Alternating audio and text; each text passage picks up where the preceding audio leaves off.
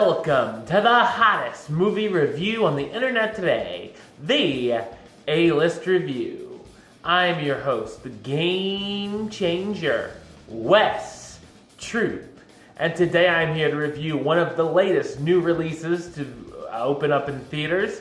This movie was supposed to be released last August. It got moved to this August, and then it got pushed back again to October. I thought it was going to get pushed back once again, but surprisingly, it did come out this week. Not too much fanfare. I was the only person on a Saturday night in my theater to see this movie, and we're going to find out why. Ladies and gentlemen, here's my review of Max Steel.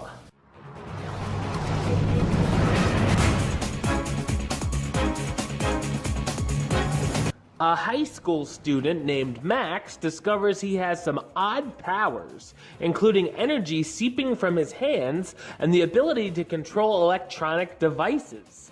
He's soon introduced to a robot from space named Steel. When both of them are symbiotically bonded, they create a super suit full of turbocharged energy to become Max Steel. When shady-looking soldiers come looking for Max, he must figure out how to use his powers to save himself. So what did I think of Max Steel?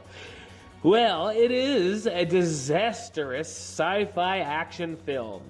It's based off of the Mattel action figure line and television series.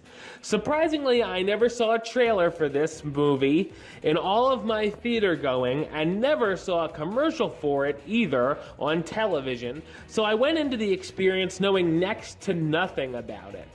This is the type of movie which isn't really sure what it wants to be. It takes a lot of ideas from Iron Man with the wannabe Iron Man suits and terrible camera shots showing the characters' faces from inside the suit. There's also some familiar ideas from the Spider-Man films, the Power Rangers, and many, many other movies or series. I felt there was a big lack of action throughout until we get to the final act where the so-called hero faces off against a tornado monster and has a big showdown with a villain where we can barely understand what he's saying from inside the suit. It's also filled with some awful jokes and face-palming slapstick. I did laugh unintentionally, however, a few times, most notably when Max performs a Google search about his powers. The script is simply full of dumb ideas, including the villain's plan, flashbacks we don't need to see, and it has an abundance of very cheesy moments. Anything that's supposed to surprise us, the audience can see coming a mile away. Steel is one of the most annoying robots I've ever seen in the history of film, with horribly written lines.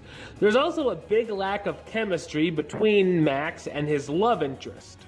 The whole movie feels very padded out, and while it clocks in only at 92 minutes, it was one of the longest hour and a halves of my life. The ending sets up a franchise, although I highly doubt that will happen.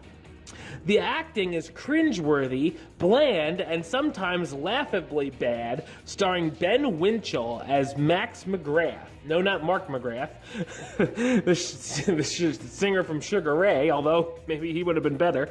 The teen dealing with the loss of his father that soon realizes he has bizarre powers. Josh Brenner as the voice of Steel, the alien robot who syncs up with Max to fight evil. Anna Villafane as Sophia, a classmate of Max's who's attracted to him and wonders what's going on with all his weird actions.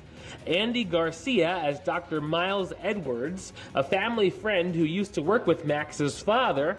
And Maria Bello as Molly, Max's mom who has withheld certain information about his father for Max's own good. Max Steel is a film that's stale as cardboard and will no doubt end up on my worst of the year list. I'm going to give it the rating of Max Steel. I got 2 words for ya. Suck it. Alright, well that's the show. I'll be back with another review very soon. But until then, don't forget to subscribe right here on YouTube. youtube.com/westside515. You can like the show on Facebook, facebook.com/westtroopaList. And of course, you can follow me on the Twitter or the Instagram @WestAList. Until next time, Troop out.